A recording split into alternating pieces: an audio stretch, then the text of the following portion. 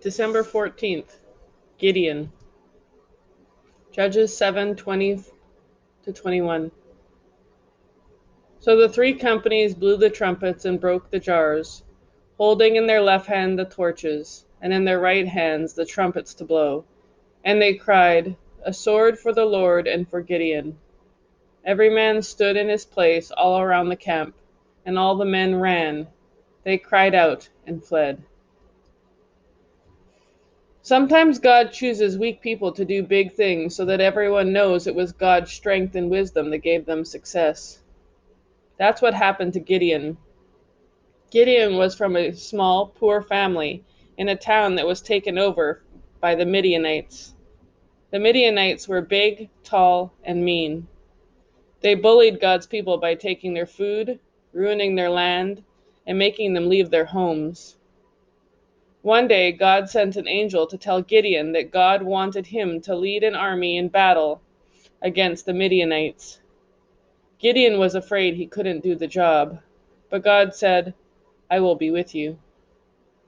God gave Gideon instructions for how the little army would conquer their enemy. The men carried torches hidden under clay jars as they snuck up on the town of Midian. They made a circle around the Midianite camp and blew their trumpets, waved their torches, broke their pots, and shouted at the top of their lungs. This made the Midianites so scared they ran away instead of fighting, and Gideon's little army won the battle. Gideon's victory showed his people that God was strong and mighty. They began loving God again.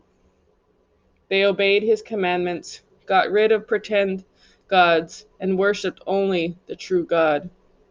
Years later, God would send another small, poor, unlikely leader to rescue his people.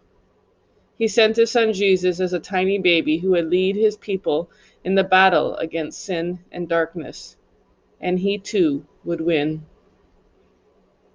Most High God, you fight for us and with us in our battles. Just as you were with Gideon, you are always with us. You said in your word that when we are weak, you are strong. Thank you for giving us victory when we trust in you.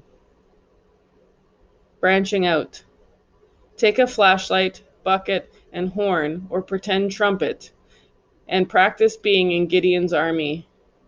Use a bucket to hide your torch until it is time to surprise the Midianites. 2. Talk about a time when you were asked to do something you felt too small or weak to do. How did God help you through? 3.